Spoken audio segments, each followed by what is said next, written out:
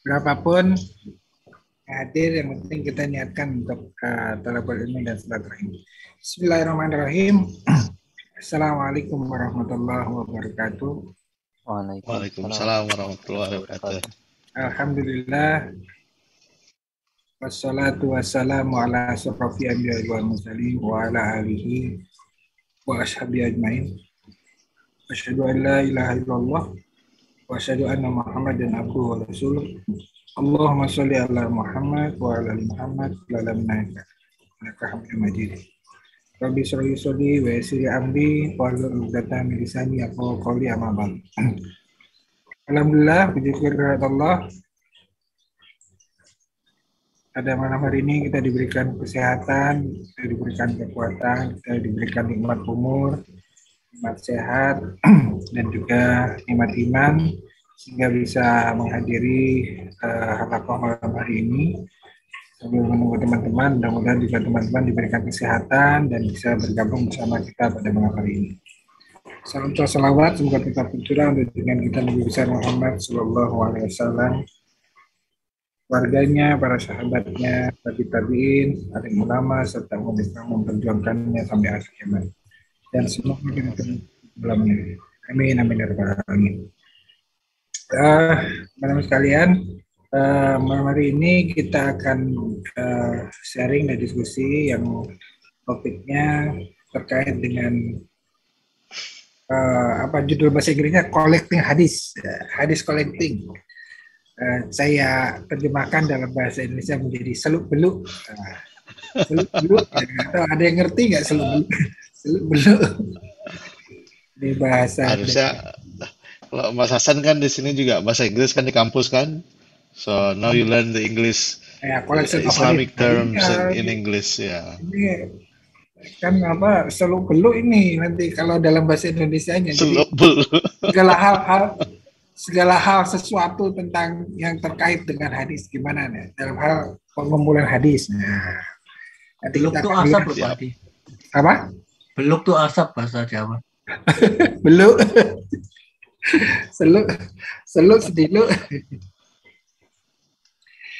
Ya, ini alhamdulillah Pak Didi sudah menyiapkan materinya dan kita dengarkan bersama-sama nanti paparannya, kita diskusi. Ini sebagai sebuah ilmu, sebagai sebuah hal yang baru, yang menarik. Setiap Pak Didi menyajikan selalu ada untold story-nya. Nah, itu yang saya tunggu-tunggu biasanya. Setiap sesuatu yang selama ini tidak pernah, jarang terungkap ke publik atau jarang dijadikan pembahasan. Ya, ini saya lagi nunggu-nunggu nanti ada. Biasanya selalu ada sesuatu yang ada. Insya Allah. Yang berkait dengan collecting of hadis, its status in Islamic. Baik, sebelum kita masuk ke materi utama, marilah bersama-sama untuk mencari keberkahan pada majelis taklim, majelis zikir, majelis sharing, majelis silaturahim pada malam hari ini. Kita awali dengan bersama-sama membaca surat Al-Fatihah. Semoga bacaan surat Al-Fatihah ini memberikan keberkahan buat kita semua. Al-Fatihah. Bismillahirrahmanirrahim. Alhamdulillahirabbil alamin. Ar-Rahmanirrahim. Maliki yaumiddin. Iyyaka na'budu wa iyyaka nasta'in. Ihdinas siratal mustaqim. Siratal ladzina an'amta 'alaihim ghairil maghdubi 'alaihim waladdallin. Baik, makasih. Selanjutnya silakan Pak Didi untuk sharingnya. Baik, Bismillahirrahmanirrahim. Alhamdulillah, wassalatu wassalamu ala Rasulullah wa alihi wa sahbihi ajmain. Alhamdulillah Allah pertemukan kita malam ini untuk sama-sama belajar agama, menyebut Al-Quran dan belajar hadis Nabi besar Muhammad Sallallahu Alaihi Wasallam, dan tidak lupa salawat dan salam kepada Nabi Muhammad Sallallahu Alaihi Wasallam dan keluarga serta para sahabat dan para pengikutnya nanti sampai di akhir zaman. Malam ini saya ingin sharing sedikit. Kebetulan saya biasanya sekali setahun atau suka diundang sama Masjid Kaulun untuk kasih kelas. Jadi, nah biasanya kelas untuk Masjid Kaulun itu untuk orang yang baru masuk Islam atau orang yang belum Islam. Jadi orang yang tertarik sama Islam sama orang yang. Jadi topiknya malam ini harusnya jadi ringan. Karena enggak topik ini, bukan topiknya yang dalam, tapi topiknya sangat ringan. Banyak orang tahu, pingin tahu apa sih itu hadis itu gitu. Gimana sih cara memahaminya dan seterusnya gitu. Saya angkat ini topik ini, insya Allah. Karena saya merasa saya udah beberapa kali kasih topik ini ke teman-teman Muslim, jadi teman-teman yang sudah ini, yang ternyata banyak yang kita belum tahu. Mungkin karena kita sudah terlahir Muslim ya, jadi kita sudah ambil saja tanpa kadang-kadang mau mencoba mengerti dan seterusnya dan seterusnya. Jadi mudah-mudahan malam ini ada sesuatu sesuai dengan harapan Pak Adi yang menemukan sesuatu yang baru. Saya nggak tahu apakah mudah-mudahan ada sesuatu yang baru saya tapi nggak bisa menjanjikan. Karena kita berempat jadi Untold story, jadi untold siap-siap saya story. kuis ya. Nanti siap-siap saya kuis ya. Mas Yesus nanti siap saya kuis ya. Hadiahnya apa nih hadiahnya? Hadiahnya Hadiah. umroh jika mampu. Jadi topiknya hari ini adalah the collection of hadith. Sebenarnya collection of hadith cuma kalau terlalu pendek udah cerita panjang ya. Dan status in Islamic law. Ini saya belum ini betul-betul sangat pendahulu ya. Kita belum masih ada lagi topik bagaimana detailnya. Kemudian ada lagi hadis-hadis apa namanya hadis-hadis istilahnya kalau dalam bahasa Inggrisnya difficult hadith. Pernah dengar Pak Adi difficult hadith? Difficult hadith itu hadis yang kalau kita bandingkan dengan ilmu sains sekarang susah memahaminya. Misalnya yang paling populer nih. Pernah dengar tingginya Nabi Adam nggak? Pernah dengar nggak? Mas Hasan pernah dengar nggak? Searching dulu deh. Searching. Asik kalau pakai searching. Lo Pak Adi Frozen ya? Ya, pakai Enggak, Frozen. terpukau. Oh, terpukau. Belum ada, Mas. Terlalu banyak hadis Belum yang pernah belum saya dengar. ketahui. Bahasa itu sangat populer loh. Ayo Mas Hasan, apa jawaban kata Google? 60 hasta ya? Hah? 60 hasta. Berapa 60 hasta itu berapa meter?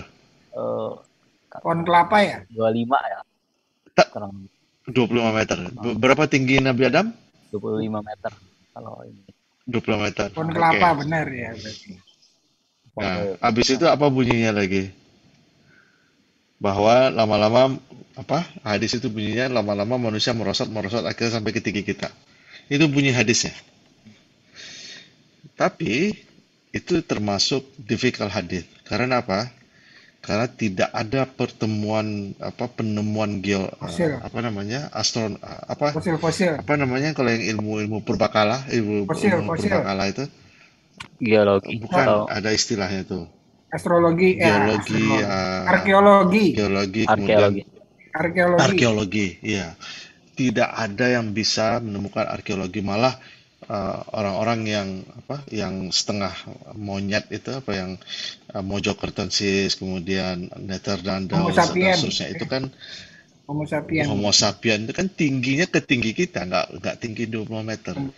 Itu yang pertama. Dan juga dari sisi antropologi tidak pernah ditemukan, misalnya ada pernah manusia ditemukan di gua-gua gitu kan, alat-alat seperti pensil, seperti tombak seperti ini, kemudian garpu yang setelah dicoba dengan carbon dating itu sudah 15.000 tahun atau 10.000 tahun yang lalu. Itu semua ternyata mengimbangi tidak ada yang panjang. dinosaurus itu kali ya. Jadi ternyata itu sangat sulit untuk dimengerti, tak dipahami. Itu sampai malah udah sampai ada orang-orang yang sampai menulis tesis PhD ya untuk mencoba membahas hadis itu kenapa seperti ini dan seterusnya. Dan orang kalau tingginya 25 meter, bentuk badannya nggak akan kayak kita. Karena gravitasinya kan. Makanya gravitasinya seperti apa? Maka raksasa dan orang diliput itu nggak bisa. Karena untuk dia gravitasi, apalagi kalau dia rendah gravitasi, maka dia harus kaki 4. Karena dia nggak bisa menahan gravitasi dan seterusnya. Jadi memang secara arkeologi, secara fisiologi itu nggak bisa diiniin. Itu salah satu hadis. Ada satu lagi, pernah dengar nggak hadis? Uh, Ketika matahari terbit, matahari sembunyi, habis itu pamit untuk besok lagi terbit. Pernah dengar nggak? Itu ada juga hadis yang seperti itu. Gitu. Itu kan padahal kalau kita ketahui kan matahari berputar, itu kan apa, bumi mengitari matahari, di mana terbit di satu saat, dia sebenarnya nggak pernah terbit, nggak pernah tenggelam, cuma karena rotasi bumi dan seterusnya. Tapi itulah, itu lebih ke pemahaman hadis yang udah lebih dalam lagi. Kemudian cara memahami hadis. Tapi bukan itu kajian kita malam ini. Kajian kita malam ini insya Allah lebih mengenal, karena saya topiknya ke non muslim, jadi atau ke new muslim, jadi lebih ke hadis itu apa, kenapa hadis itu mulai dikoleksi atau dikumpulkan, kemudian apa saja klasifikasi hadis, kemudian apa gunanya baca hadis. Jadi itu mungkin topik yang 4 hari ini, top 4 topik itu malam ini kita.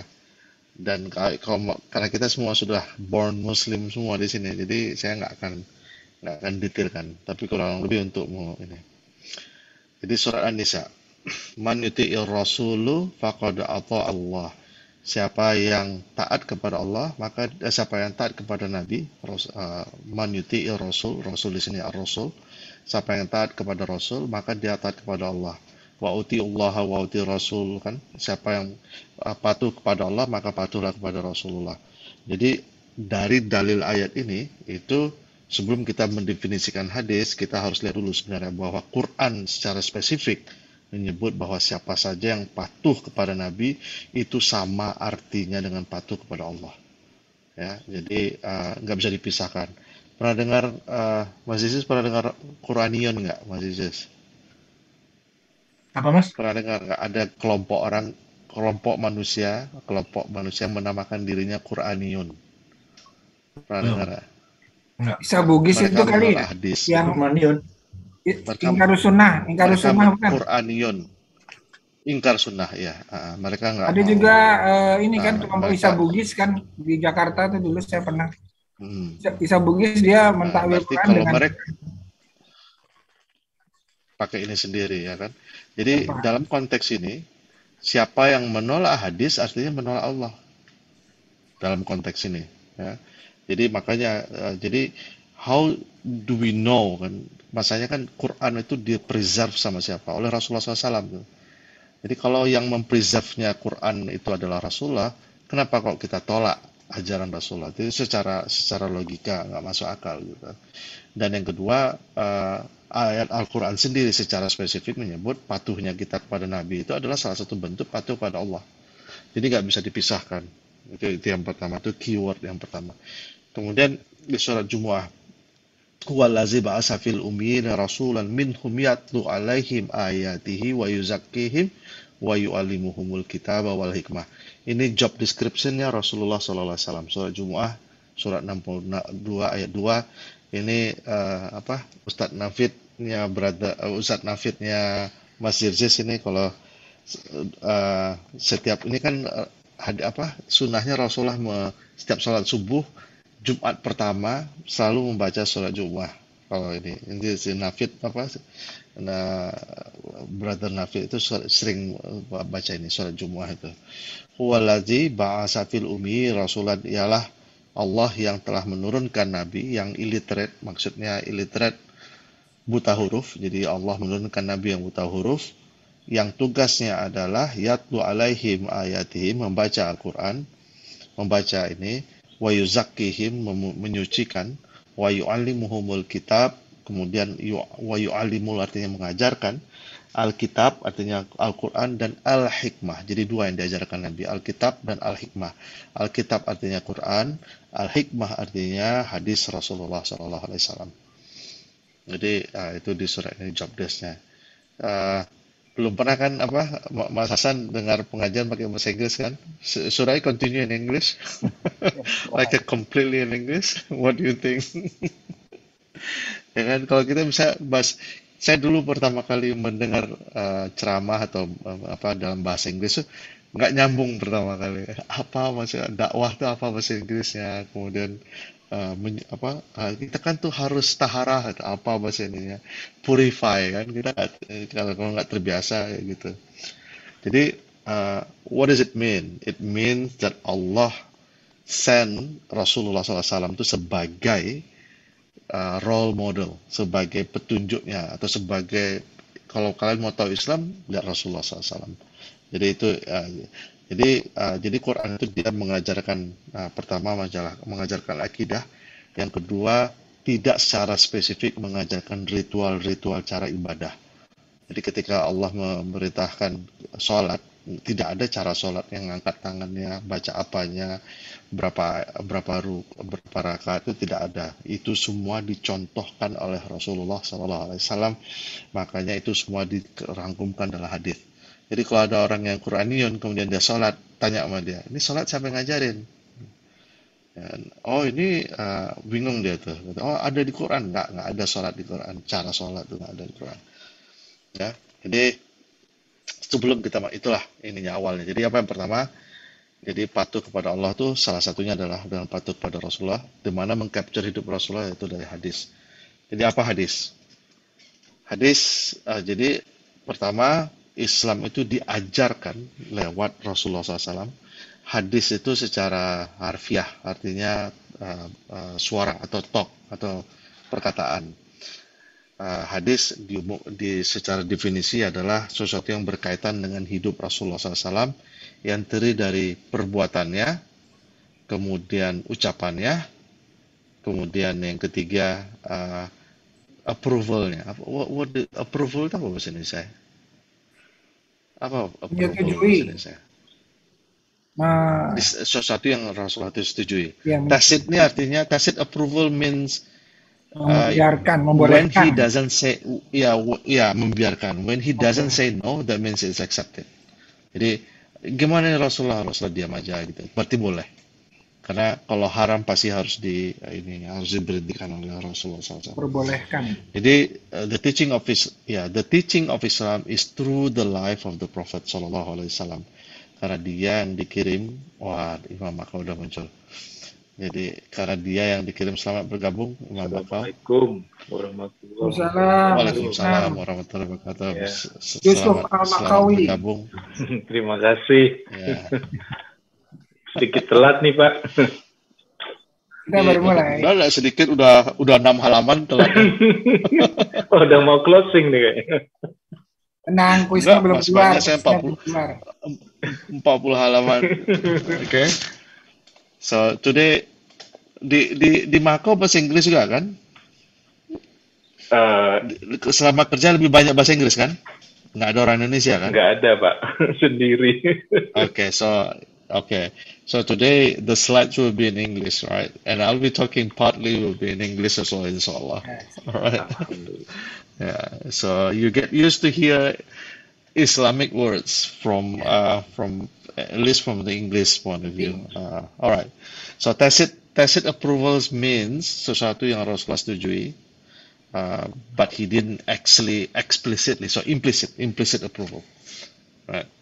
So then what is the key word here? What is the takeaway points? Number one, what is Islam? Islam is the teaching of Rasulullah SAW, because through him, he is the one who yang menginikan Quran, yatlu alaihim ayatihi, dia membacakan Al-Quran dan dia menerjemahkan Al-Quran, dan dia yang melakukan gaya hidupnya, kehidupannya atau lifestyle is actually practicing what Allah wants him us to practice as a Muslim. Is a walking Quran, as our mother Aisyah radhiyallahu anha said. Yep. So, gimana hadis itu bisa terkumpulkan atau tertuliskan? Sebelum kita masuk situ, ada surat Hijr ayat ke-9.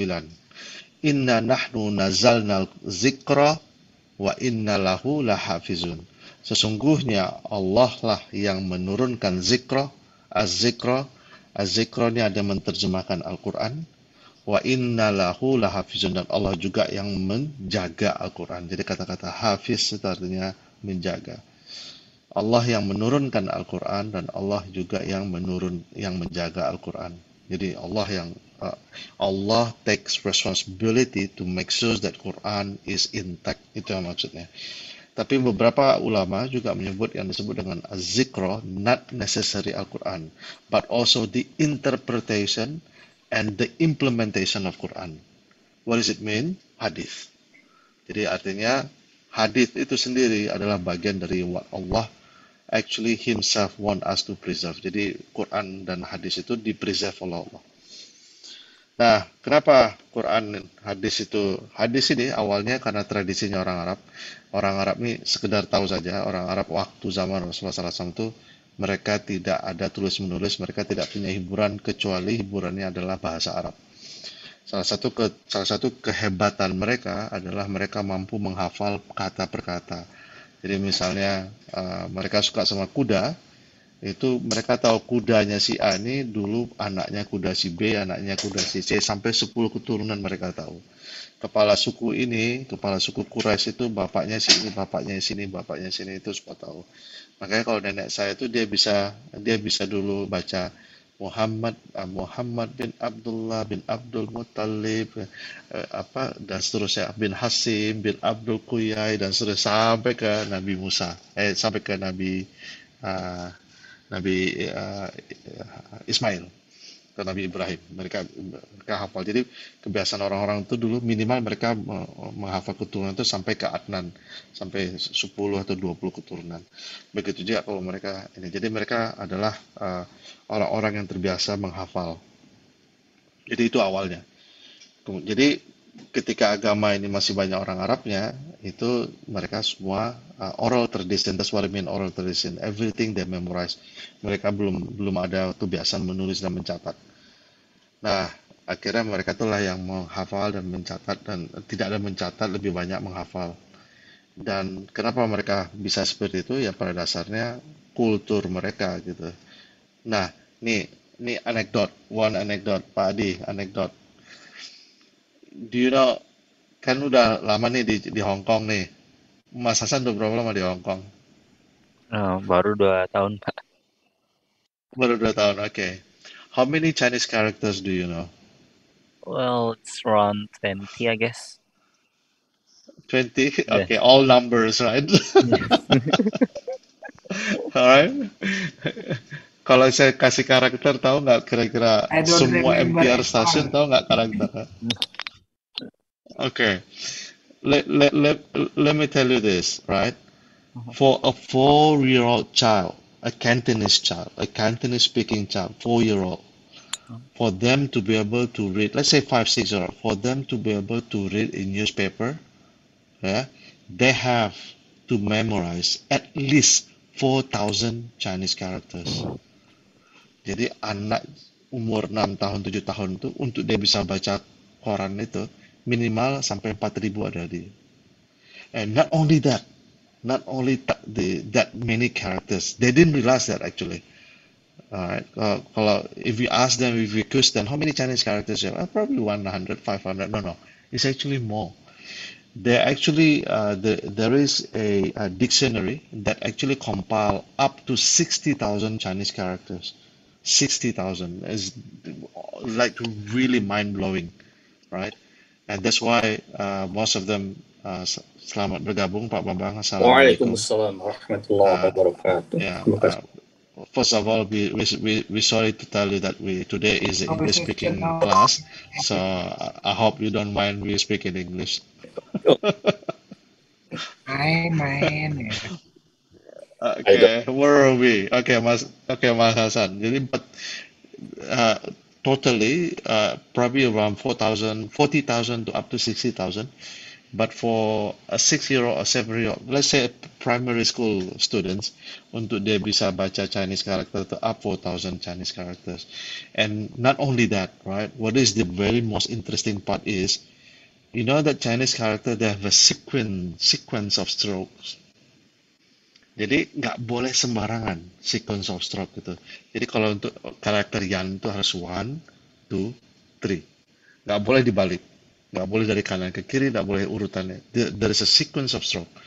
So a master in Chinese calligraphy, misalnya, Kalau misalnya Mas Hasan dikasih kuas gitu, kemudian si master ini tutup matanya atau balik ke belakang, suruh nulis karakter Cina, and they will tell you whether you right or wrong. Because even though they don't see you writing the Chinese sequence characters, they will know right away whether you get it the sequence correct. Seperti itu mereka sama ini. So because it is part of the culture, for them it's easy to understand the Chinese character. Now if you think about the Arabs at the time, sama juga dengan gitu. Bagi mereka lebih gampang menghafal. Jadi kalau seorang ayah bercerita sama anaknya, itu si anaknya bisa mengulang sampai setahun sampai 2 tahun, kemudian bisa mengulang kisah orang tuanya itu word by word. Jadi itulah ininya. Nah, tapi kemudian setelah semakin banyak orang menyebar ke jazirah keluar dari Arab, itu ada di Palestina, kemudian ke daerah Biladus Syam, kemudian masuk ke Persia, kemudian masuk ada Roman dan seterusnya. Bahasa mereka nggak lagi bahasa Arab. Jadi itulah harus ada yang mempreserve-nya. Itu yang pertama kali mereka tuliskan menjadi dalam bentuk buku. Ya. Saya buru-buruin aja pada dasarnya. Jadi mengumpulkan hadis itu termasuk dengan ilmu hadis atau the science of hadis, karena semakin banyaknya hadis-hadis itu bersebar, semakin banyaknya kemudian belum lagi orang yang suka mengarang-arang hadis. Nah, sampai sekarang banyak loh hadis-hadis palsu. Fabrication here means hadis palsu, maudhu kalau bahasa ininya. Jadi kalau hadis-hadis itu jadi nggak bisa dibedakan mana yang hadis itu palsu dan seterusnya. Jadi orang udah banyak ngarang-ngarang cerita gitu. Itulah akhirnya para ulama sepakat, dan waktu itu juga udah lahirlah buku, orang banyak menulis buku dan seterusnya, dan akhirnya semua sepakat harus kita tulis hadis ini. Nah, hadis ada 2 komponen hadis. Pak Bambang tahu nggak, Pak? Ada 2 komponen dari hadis itu. Sanad dan Pak matan Bambang ya. tahu nggak? Sanad dan matan. Apa? Sanad dan matan, ya. Matan itu apa artinya? Konten. Matan itu artinya kontennya. Kalau sanad artinya Historinya. Asal muasalnya. Transmitternya apa? Beluk-beluknya. Transmitter, bukan transmitternya, apa namanya? Chain of narrators. Oh, iya. Chain of narrators. Apa? Rantai ininya. Jadi kayak Imam Bukhari dengar dari A, dengar dari B, dengar dari C, dengar dari D, dengar dari Rasulullah SAW. Itu disebut dengan isnad atau sanad. Silsilah itu keturunan, jadi darah kan. Kalau ini bukan, kalau bahasa Inggrisnya itu change of sources atau change of narrators. Rantai perawi hadis, mungkin kurang lebih. Ya. Nah, misal, ini contoh nih. Hadis yang paling populer. Innama a'malu binniyah. Bahwa niat amal itu tergantung niatnya. Ini satu hadis ya. Hadis ada di Sahih Muslim, hadis nomor 4692. Nah, mari kita pelajari hadis ini. Satu hadis ini saja adalah dicatat oleh Imam Muslim. Imam Muslim belajar dari gurunya Imam Malik. Imam Malik belajar dari gurunya Imam Yahya.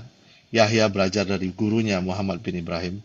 Muhammad bin Ibrahim dengar dari gurunya, yaitu Alqamah, dia ini tabi'in, dan Alqamah bin Waqas mendengar dari Umar bin Khattab, dan Umar bin Khattab radhiyallahu mendengar dari Rasulullah. Itu rantainya.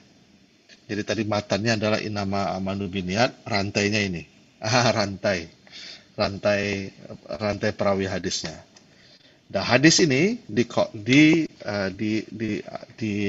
ditulis oleh Imam Muslim dalam bukunya Sahih Muslim dengan buku berjudul Kitabul Umarah, ya, dengan hadis nomor 4692.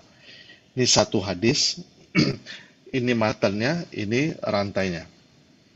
Nah, ternyata hadis yang sama, bunyinya sama, juga punya rantai yang berbeda, yaitu Imam Bukhari. Imam Bukhari dengar dari gurunya Qutaibah dengar dari gurunya Abdul Wahab dengar dari gurunya Majid, dari gurunya Abu Majid, dari Yahya, dari Muhammad, Alqamah, Umar bin Khattab, Rasulullah. Jadi dari sini saja hadis yang sama ada 2 rantainya.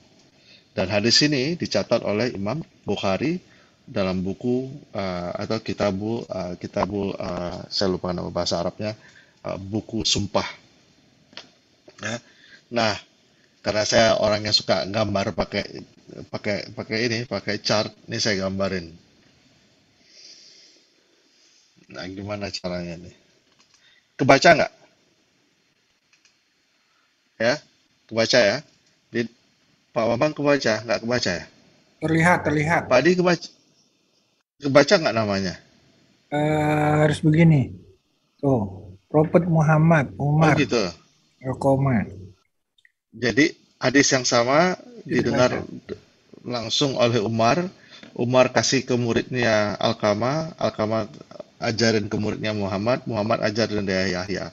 Yahya ini punya dua murid, Imam Malik sama Abdul Wahab bin Abdul Majid. Nah, kalau yang Imam Malik ini langsung dicatat di hadis, jadi hadisnya nomor 12657 ini hadis yang dicatat oleh Imam Malik.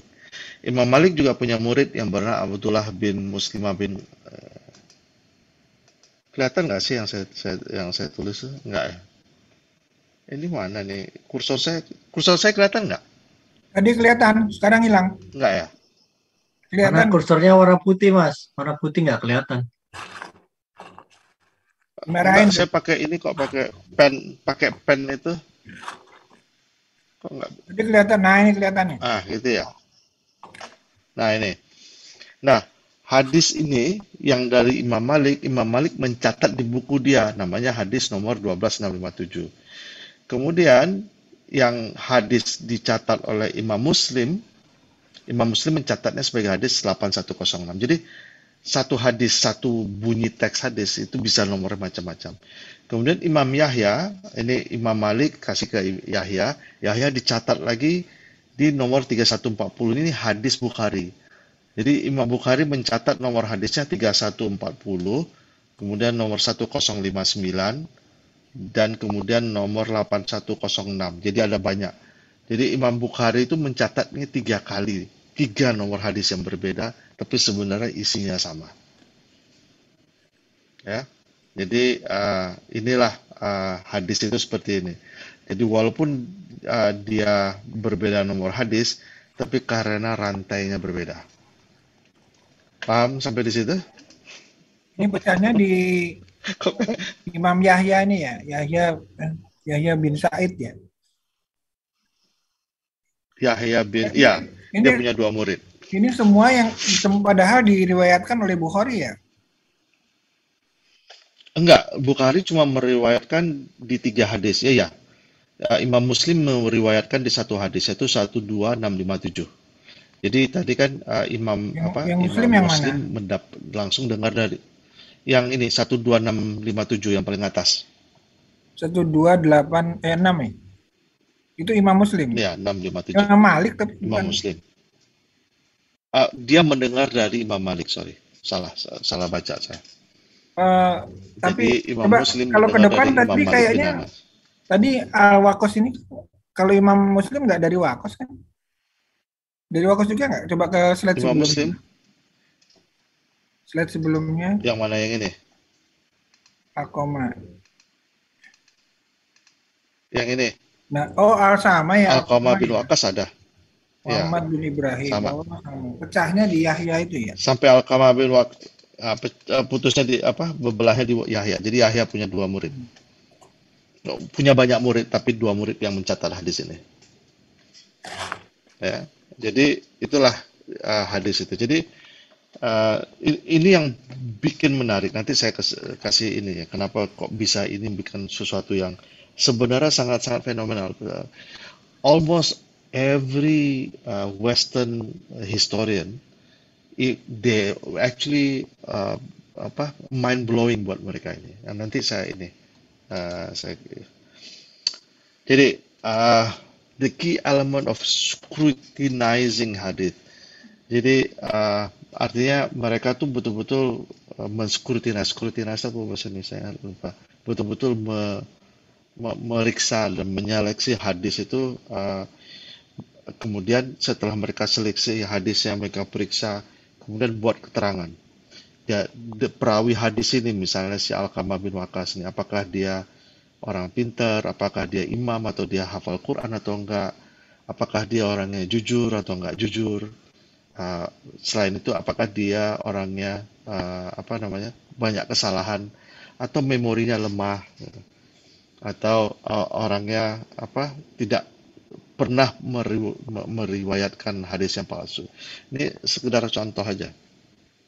Imam Bukhari kalau nggak salah, dia pernah datang ke seseorang, dia ingin belajar hadis dari orang itu.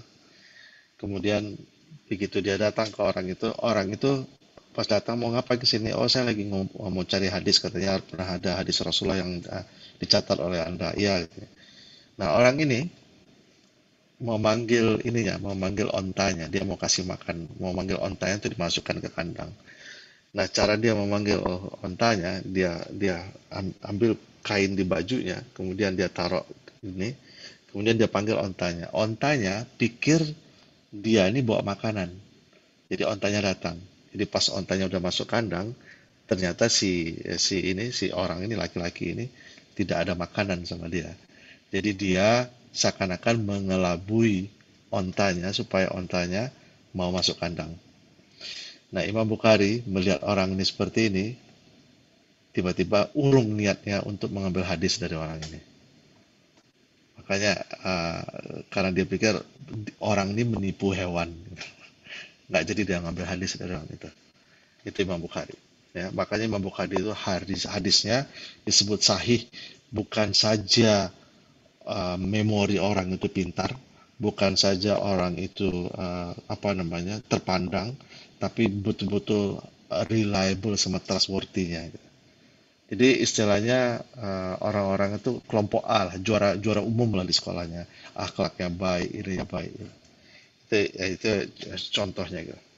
Jadi kalau dia pernah terdengar berbohong, itu siapa, hadisnya dari si A, dia datang, si A ini, dia pengen tahu si A ini siapa, dia tanya orang kampungnya ini, oh dia nggak dulu pernah bisnis seperti ini ya, dia nggak akan ngambil hadis dari orang itu. Ya, jadi ini kurang lebih ini ya. Nah ini satu lagi. Tadi Pak Adi, siapa namanya Pak Adi? Pak Adi lagi makan nih. Ya, mohon Lagi maaf Pak makan Sami nih ya, ya. Sami. Jadi baru sampai rumah. Ini Alqamah bin Waqas ya. Tadi kan. Lumayan. Nah, satu yang unik dari hadis itu ada namanya Kitabur Rijal. Jadi Alqamah bin Waqas ini nama Arabnya, kemudian tahun berapa dia lahir, di mana dia tinggal, kemudian siapa anaknya, siapa guru-gurunya, siapa murid-muridnya, lengkap itu semua. Berapa hadis yang diriwayatkannya, misalnya si Alqamah ini meriwayatkan hadis, dia belajar dari Ibn Hajar, dia belajar dari dia seterusnya. Ya, kemudian apa-apa saja hadis yang diriwayatkan. Jadi untuk satu orang itu ketahuan biografinya. Jadi kan tadi ada rantainya kan, si A dari si B dari si C, dan setiap manusianya itu ada biografinya. Ketahuan apakah mereka pernah bertemu atau enggak, apakah mereka gurunya siapa, istrinya siapa, anaknya siapa, muridnya siapa, ketahuan semua. Itu yang disebut dengan kayak misalnya Muhammad Al-Bukhari tinggalnya di Bukhara, ya kan. Dia lah orang yang pertama sekali, bukan orang pertama ya, sahibu. Jadi buku-buku hadis itu ada beberapa, ada yang tahu nggak yang paling populer itu ada berapa buku hadis? Pak Bambang tahu nggak Pak?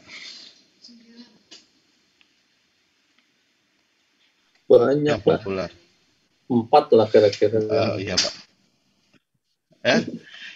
Pak Bambang ini yang ngasih buku hadis ke saya aja lupa. 9. Yang Kutubus Sitah itu bukan? 9. 9. Iya 9. Kutubus Sitah ya? Kalau Sitah tuh 6. Oh, bukan. Jadi ada yang 6, ada yang bilang 9. Tapi yang populer itu memang 6. Yang disebut 6. Jadi yang pertama Imam Bukhari, ya kan? Imam Bukhari ini nama bukunya Sahih Bukhari. Tentu saja sebelum Imam Bukhari itu 70 tahun sebelum Imam Bukhari itu orang udah nulis hadis. Jadi ini bukan buku yang pertama ditulis oleh Imam Bukhari. Kemudian uniknya Imam Bukhari ini buku-bukunya ditulis namanya apa? Jadi chapter itu pemahaman dia. Misalnya ada uh, ini kita sering menyaksikan ini kan, kalau udah azan subuh, kalau udah iqamah subuh, itu nggak boleh lagi sholat sunat gitu. Nah itu di chapter hadisnya itu ada tulisan. Jadi hadis nomor chapter itu apa ya? Bab nomor 20 misalnya. Tidak boleh sholat setelah iqamah. Nama babnya panjang. Itu yang disebut dengan ini ya. Nah, di Sahih Bukhari ada 7.563 hadis, tapi totalnya secara total distinct itu apa ini? Kurang lebih cuma 2.230. Yang lainnya banyak berulang. Jadi totalnya semua ini. Dan Imam Bukhari itu menghafal di luar kepalanya ratusan ribu hadis. Itu Imam Bukhari. Dan setiap kali dia nulis itu dari memori ya. Dan ini sekedar kisah Imam Bukhari. Mungkin pernah dengar dia pernah dulu ditantang semua orang. Kemudian apa benar kamu bisa menghafal? Kemudian dia ditantang. Coba pernah nggak dengar hadis ini? Satu orang menyebut A, dia baca hadis, si A meriwayatkan si B kemudian baca hadisnya. Nah sama orang itu ditukar-tukar hadisnya, ditukar-tukar karakternya, ditukar-tukar orangnya gitu. Kemudian satu orang nanya, pernah dengar? Dia kata Imam Bukhari, enggak, saya nggak pernah dengar. Jadi ada 10 orang masing-masing nyebut 10 hadis. Didengar semua sampai 100 hadisnya keluar, kata Imam Bukhari, saya nggak pernah dengar hadis ini semua. Yang benar adalah diulang yang pertama. Hadis kamu yang pertama itu si A dari si B dari si C dari si D. Ya, begitu luar biasa memorinya dia. Itu Imam Bukhari. Kemudian Imam Muslim ini lahirnya tinggal di Nisapur tahun 815. Bukunya Sahih Muslim. Jadi kalau ada Sahih yang paling ngetop yang kedua itu ya inilah dia. Otentik artinya sahih ya. Jadi kalau misalnya kebaca kata-kata otentik hadis, bukunya ada 2.200 hadis. Dan kenapa Imam Muslim dia menulisnya dari catatan, kalau sementara Imam Bukhari itu dari memori. Jadi makanya lebih kadang-kadang kalimat-kalimat yang ada di Sahih Muslim itu lebih kata-katanya lebih pas gitu. Jadi dua buku hadis itu disebut dengan sahihain, artinya dua sahih. Kemudian ada buku sunan, buku Abu Dawud, Sunan Abu Dawud, ada 4.800 hadis. Kemudian hadis yang berikutnya Imam Nasai itu tinggal di Turkmenistan. Ya, Sunan Nasai namanya. Ya, Imam Nasai ini hadisnya paling sahih paling banyak sahihnya. Kemudian Imam Sunan Ibn Majah tinggalnya di Iran. Sunan Ibn Majah. Nah ini yang unik nih. Jadi salah satu keunikannya Sunan Ibn Majah ini adalah buku hadis yang paling banyak hadis doifnya. Buku hadis yang paling banyak hadis doifnya. Tahu nggak kenapa banyak buku yang doif? Tahu nggak kenapa? Ada nggak yang bisa menduga kenapa kok bukunya banyak paling doif? Nah, kenapa banyak hadis doif? Karena memang Imam Ibn Majah ini yang hanya ingin mengumpulkan saja supaya menjadi referensi. Jadi ini loh hadis-hadis doif itu ada di sini kalau melihat. Nah, makanya kadang-kadang orang suka baca hadis melempar aja, taruh langsung di Facebook, taruh langsung di WhatsApp gitu kan, tanpa pernah belajar hadisnya itu harus hati-hati. Karena Ibn Majah ini memang sengaja mengumpulkan hadis-hadis lemah supaya bisa karena buku ini tujuannya bukan untuk orang umum kebanyakan, lebih tujuannya kepada the student of hadith. Ya, kemudian Jadi tadi tanya Pak, ya, kalau hadis di situ bukan palsu kan? bukan. Sementara kalau kumpulan hadis palsu sendiri ada yang bikin nggak Pak? Supaya kita tahu ini palsu gitu. Saya belum pernah dengar, Tapi sekarang ini dari semua hadis itu karena udah diinternetkan semua, di digital semua, udah ada dan banyak beberapa website yang mengkhususkan diri mereka. Salah satunya hadithanswers.com. Saya ada beberapa itu yang sahih. Jadi mereka kalau mendengar hadis, kasih kata kuncinya, suruh kasih mereka atau di search di engine-nya mereka, itu langsung ketahuan ini hadis palsu atau enggak. Gitu. Jadi kalau sekarang udah gampang nyari. Tapi kalau dulu memang ada beberapa imam kerjanya dia mengumpulkan hadis. Dia kumpulkan dulu dengan niatnya nanti orang-orang generasi berikutnya yang mencoba mengklasifikasikan. Ada yang niatnya juga seperti itu. Ngumpulin aja dulu. Ya, jadi tapi saya belum pernah dengar ada yang spesifik tugas yang ngumpulin hadis dhaif. Saya belum pernah dengar. Nah, Jami' Tirmidzi atau Sunan Tirmidzi. Nah, ini juga apa? Kalau ada ininya, dia kasih komentarnya. Ini hadisnya sahih atau enggak atau lemah gitu kan. Nah, di sini juga banyak di Sunan Tirmidzi hadis-hadis dhaif yang gunanya untuk dipelajari gitu. Bahwa ada apa? Ada hadis yang sifatnya yang lemah ini Mas Andri ada dua kemungkinan. Kemungkinan orangnya lemah memorinya, ya. Kalau Imam Bukhari mengatakan jadi memang lemah memorinya gitu. Atau macam-macam tuh kasusnya itu, tapi paling sering arahnya karena dia lemah memorinya gitu. Nah, jadi totalnya 2 sahih, 4 sunan, itu yang disebut dengan 6 buku. Jadi 6 buku ya Pak Bambang ya. Nah, selain 6 buku ini, ada buku-buku hadis yang lain. Tapi sebenarnya dari 6 ini udah hampir kecap semua. Misalnya Musnad Imam Ahmad, Muwatta Imam Malik, Sunan Darimi, kemudian Imam Baihaqi nggak hadir ya hari ini ya. Dia itu juga nulis buku juga itu, nulis buku hadis juga. Kemudian Ibnu Khuzaimah dan lainnya dan seterusnya. Sampai di sini, siapa yang udah ngantuk, siapa yang nggak kuat menahan kantuk, ini masih 20 dari 40 halaman. Atau ada pertanyaan? Mas Imam Makau, ada pertanyaan? Saya lupa ininya. Oke. Saya lupa tadi, apakah di note saya nggak ada. Ilmu apa ada di sini ya? Oke, mungkin nggak ada di sini. Ilmu sejarah. Dari mana orang tahu pernah ada kejadian di Firaun sekian dan hadir. Nah, secara umum ilmu sejarah itu adalah ilmu yang mencoba mengkoleksi mengkoleksi artifak-artifak sejarah, kemudian mereka kumpulkan, kemudian mereka cross check, kemudian mereka tulis buku sejarah. Jadi misalnya nih ya, ini I'm talking about Western history. Ya, the knowledge, the science of Western history. Yang mereka lakukan adalah, for example, ada tulisan Raja A makan udang, misalnya kan.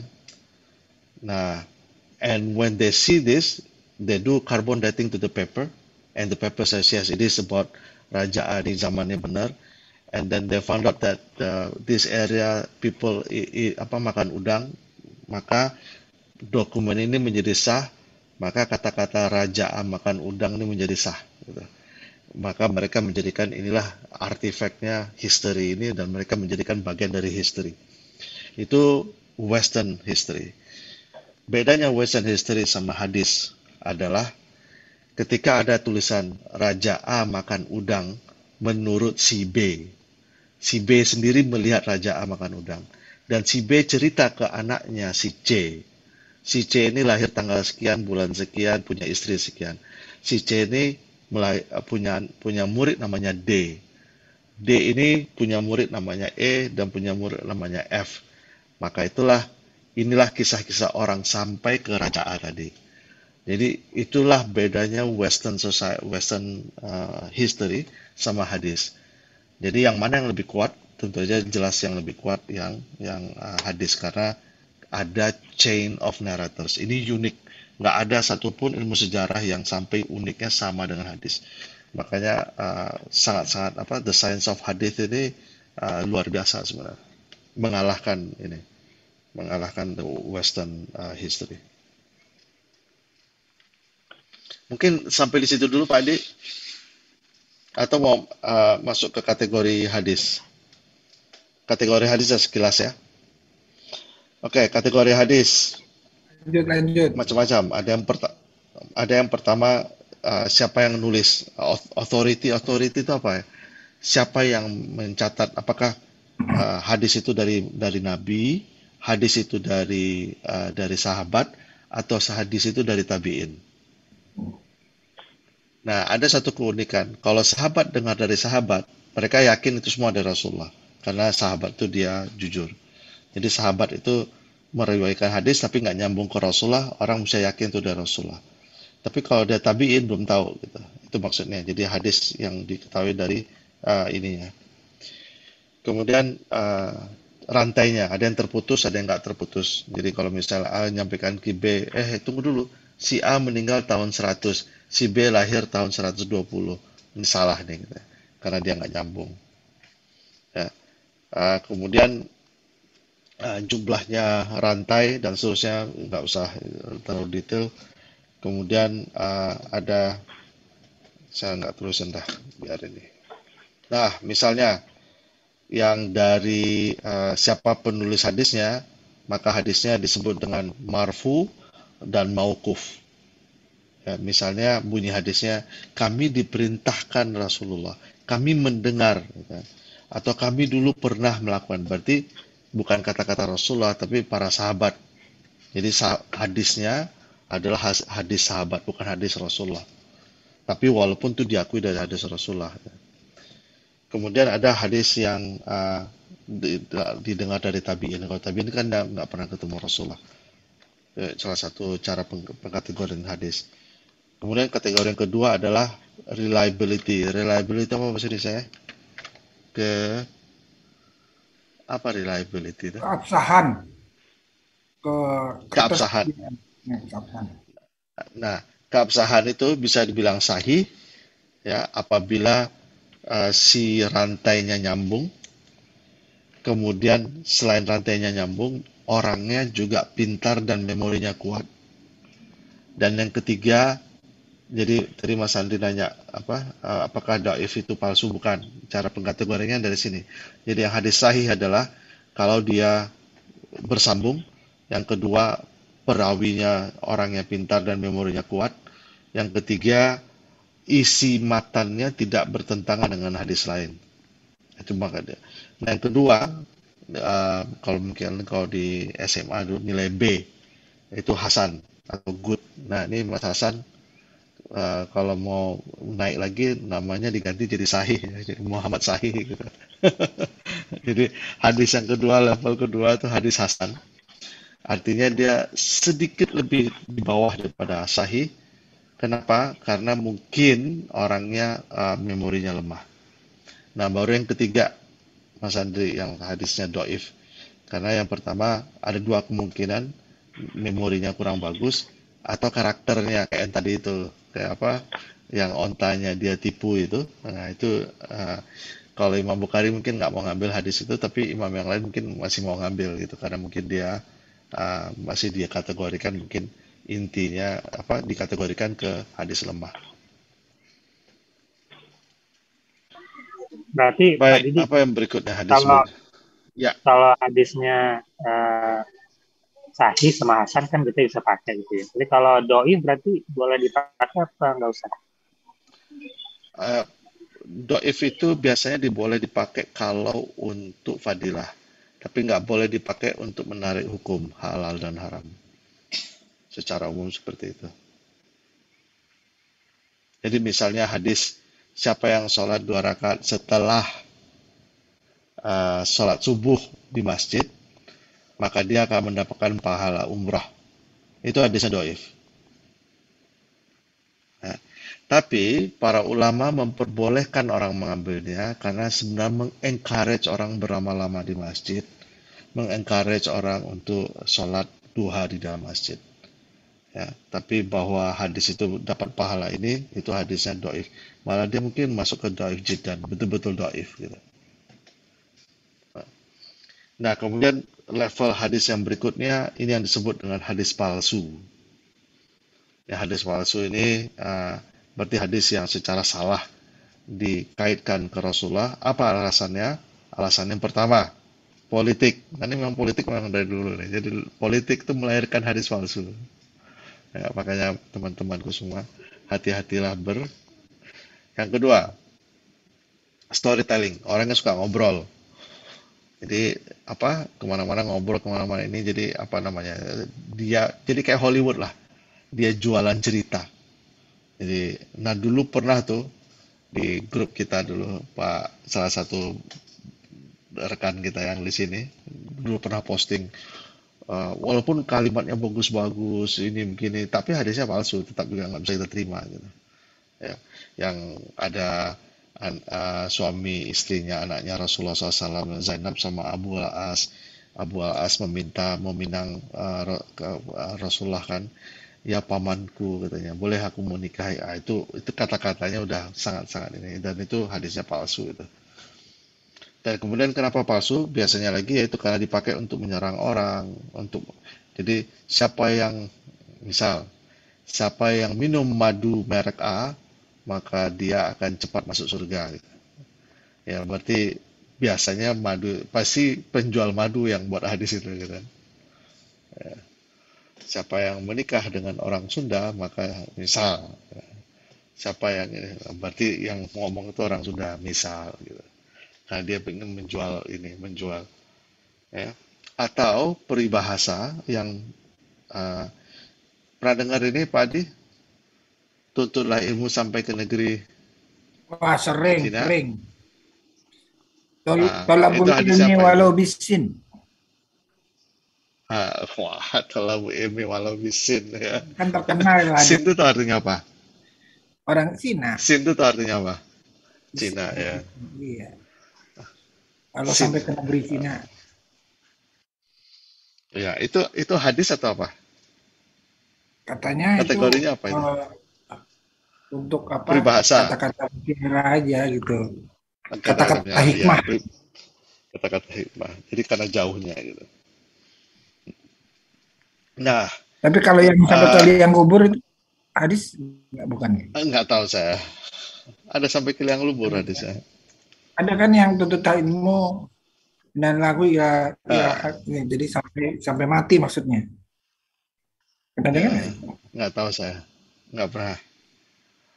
Nah, ini hadis man kasaba alayya mata'ammida fal yatabawwa ma'adahu minan nar. Siapa yang ngarang-ngarang hadis maka duduknya di api neraka. Makanya berbahaya sekali karena ini bagian dari ajaran agama Islam. Jadi makanya nggak boleh sembarang-sembarang mengutip hadis. Jadi memalsukan hadis it is a serious crime. Ya, kita itu kadang-kadang nggak pernah ngecek, nggak pernah langsung main forward aja kan. Makanya hati-hati. Baik, klasifikasi berikutnya banyaknya orang yang jadi ada yang hadis yang namanya mutawatir. Artinya banyak banget orang yang meriwayatkan hadis ini. Ya. Atau misal hadis tentang sholat, tentang zakat, tentang zakat banyak yang melihatnya banyak, yang meriwayatkan banyak. Itu disebut dengan hadis mutawatir. Ada yang disebut dengan hadis ahad. Hadis ahad itu mungkin cuma 3 orang, 4 orang yang meriwayatkannya, dikit deh. Ya kan? Dan malah ada yang hadis yang disebut dengan hadis ghairib. Ghairib itu cuma 1 orang yang meriwayatkan. Dan seterusnya. Jadi tergantung berapa banyak dan yang hadis yang paling banyak meriwayatkan ada hadis masyhur ini bahasa Indonesia lah. Itu secara umum banyaknya. Jadi cara menilai hadis itu dari banyaknya orang meriwayatkan. Kemudian hadis qudsi. Ada yang tahu hadis qudsi? Hadis yang firman Allah yang tidak dimasuk dalam Al-Qur'an. Oke. Hadisnya mengatributkan Allah seakan-akan Allah. Jadi misalnya Allah, siapa yang pencari datang kepadaku berjalan maka aku datang kepadanya. Berarti kan berarti Allah yang ngomong gitu kan. Jadi hadis itu mengkaitkan ke Allah tapi ucapannya, teksnya dari Rasulullah SAW. Jadi apa beda? Dia berbeda dengan hadis dan dia juga berbeda dengan ayat-ayat Al-Quran. Apa summary-nya? Nah, summary-nya adalah pertama, tadinya hadis itu sifatnya oral transmission, kemudian dijadikan buku, jadi semua yang direkam akan bercampur sama tipu, bercampur sama hadis-hadis palsu dan seterusnya. Akhirnya semua disepakat, ayo kita kumpulkan menjadi buku. Hadis itu terbagi dua, apa tadi, matan dan isnad.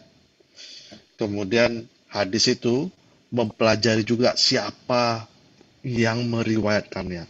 Di kitab Rijal, semua yang meriwayatkan hadis itu tahu berapa namanya, siapa ininya, berapa hadis yang diriwayatkannya. Dan kita juga sudah belajar ada 6 buku hadis, ada 2 sahih, tambah 4 buku sunan, dan bagaimana hadis-hadis itu diklasifikasikan. Baik, itu saja mungkin. Balik ke Pak Adi.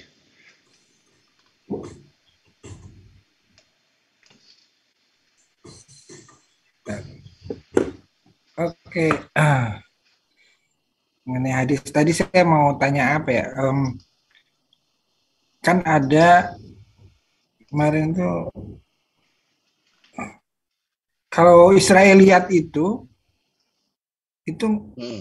kan suka ada tafsir juga ngambil cerita kalau ketika tafsir ulama-ulama kayak Ibnu Katsir lah. Nah, riwayat Israeliat itu yang cerita Rasulullah bukan? Atau ada buku-buku lain? Bukan. Saya lupa namanya.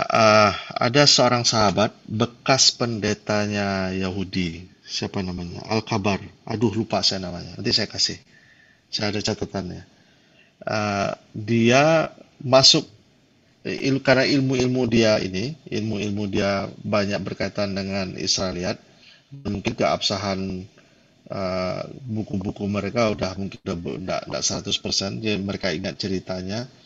Nah, ketika itu Abu Hurairah yang beberapa hadis di Abu Hurairah itu, Abu Hurairah mendengar dari dia mungkin nggak begitu yakin apakah dengan Rasul atau enggak, dia hafal sama dia ajarin ke muridnya. Itu yang biasanya diambil itu.